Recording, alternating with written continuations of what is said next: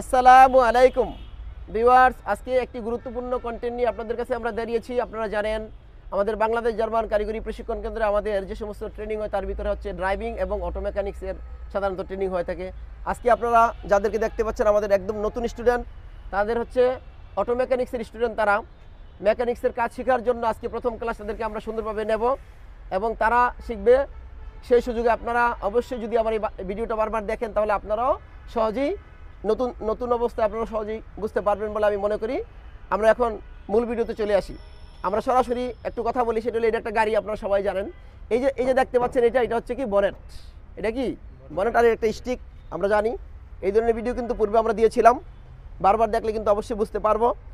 এই বনেটটা খোলার কৌশল আপনাদের আগে শিখিয়েছি। এবার একটু দেখি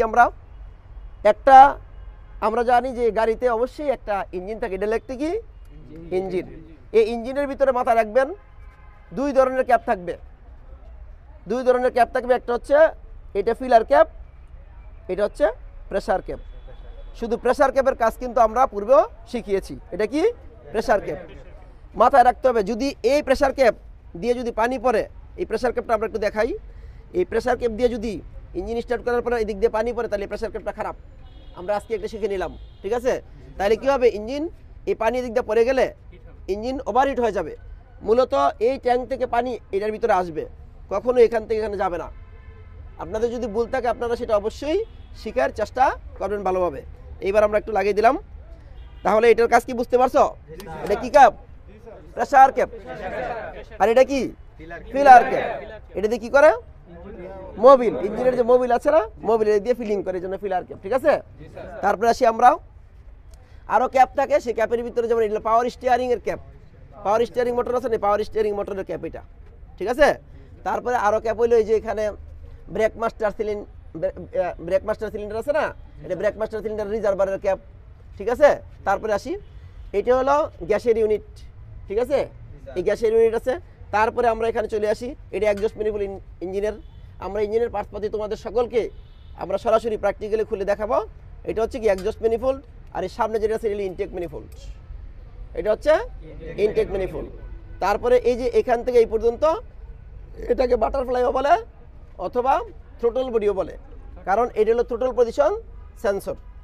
আমরা এই সেন্সর নিয়েও তোমাদের সকলকে আমরা শেখানোর চেষ্টা করব। আর এটা কিন্তু অ্যাক্সিলেটর, এটা হচ্ছে অ্যাক্সিলেটর। আমরা যদি ওভারঅল চিন্তা করি তাহলে এই যে এখান থেকে শুরু করে একদম এই পর্যন্ত এটা হলো ইনটেক সিস্টেম এবং এটা হলো এক্সজস্ট সিস্টেম। আর এই যে দেখা যাচ্ছে আমাদের এই যে এটা আছে, এটাকে বলা হয় ইগনিশন কয়েল। কি কয়েল? Ignition coil. অর্থাৎ 4 সিলিন্ডার বলি, 6 সিলিন্ডার বলি, যেই সিলিন্ডার যে থাকে সেটা হলো কি ফায়ারিং অর্ডার থাকে, অর্থাৎ কোন সিলিন্ডারে কখন ফায়ার করবে সেটার জন্য ইগনিশন কয়েল থাকে। ফায়ারিং অর্ডার অনুসারে হাই টেনশন লিডের মাধ্যমে আমাদের এই ইঞ্জিনের স্পার্ক প্লাগের মধ্যে লাগানো থাকে। আমরা কথা বুঝতে পারছি? তারপরে আসি, এই যে ইনটেক সিস্টেম গেল, এক্সজস্ট সিস্টেম গেল। এক্সজস্ট সিস্টেমের ভিতরে কিন্তু একটা সেন্সর থাকে, এই যে এটাকে বলে অক্সিজেন সেন্সর। কি সেন্সর? Oxygen sensor. অক্সিজেন সেন্সরের কাজ জানি আমরা? কাজ জানি না। এবার আমরা শুনি, এই অক্সিজেন সেন্সরটা কিন্তু খুব গুরুত্বপূর্ণ সেন্সর। আমি কিন্তু তোমাদের বলেছি এই অক্সিজেন সেন্সর এবং বিভিন্ন সেন্সর নিয়ে আমরা ক্লাস করাবো, শিখাবো। তবে এই অক্সিজেন সেন্সরের সামান্য কাজ আমরা একটু শিখি। সেটা হলো এই অক্সিজেন সেন্সর মূলত এই ইঞ্জিন সিলিন্ডারের ভিতরে রিচ মিক্সার হবে না লিন মিক্সার হবে, সেই মিক্সারের পরিমাণ ইসিউকে জানাবে। ইসিউ সে অনুপাতে ফুয়েল সরবরাহ করবে তোমার ইঞ্জিন সিলিন্ডারের ভিতরে, অর্থাৎ কম্বাসন চেম্বারে। আমরা বুঝতে পেরেছি? তারপরে আসি, এরপরে আমরা আসবো এটা একটা ব্যাটারি।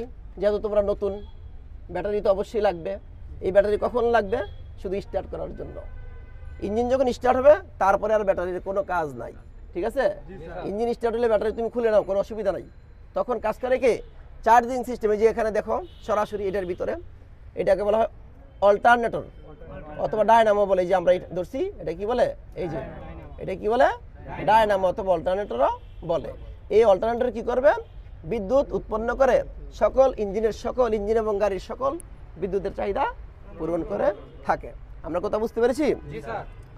মোটামুটি আমরা এইটুকু বুঝলাম। তারপরে আরেকটু কথা বলি, এই যে আমাদের এটা হইলো উইন্ডশিল্ড। এই উইন্ডশিল্ডের যে ওয়াইপার আছে না, এই ওয়াইপার দিয়ে পানি পরিষ্কার করার জন্য এই ওয়াইপার মোটর। এটা কি বলে? Wiper motor. তো মোটামুটি আমরা এটুকু বুঝলাম। এবার আসি, এইবার হলো ফুয়েল সিস্টেম থাকতে পারে, থাকতে পারে না? আমরা ইগনিশন সিস্টেম বললাম, একজস্ট ইনটেক সবই বললাম। এবার ফুয়েল সিস্টেমের কথা বলি। ফুয়েল সিস্টেমের এটা হলো ফুয়েল গ্যালারি। কি গ্যালারি? Fuel gallery. এই ফুয়েল গ্যালারিতে মূলত ফুয়েল আসবে, এই যে এখানে আছে, এই যে এটা হলো, এইটা ফুয়েল ফিল্টার। ট্যাঙ্ক থেকে ফুয়েল ফিল্টারের মাধ্যমে এসে এই যে মোটা পাইপ আছে, এই পাইপ দিয়ে ফুয়েল গ্যালারিতে ফুয়েল আসবে।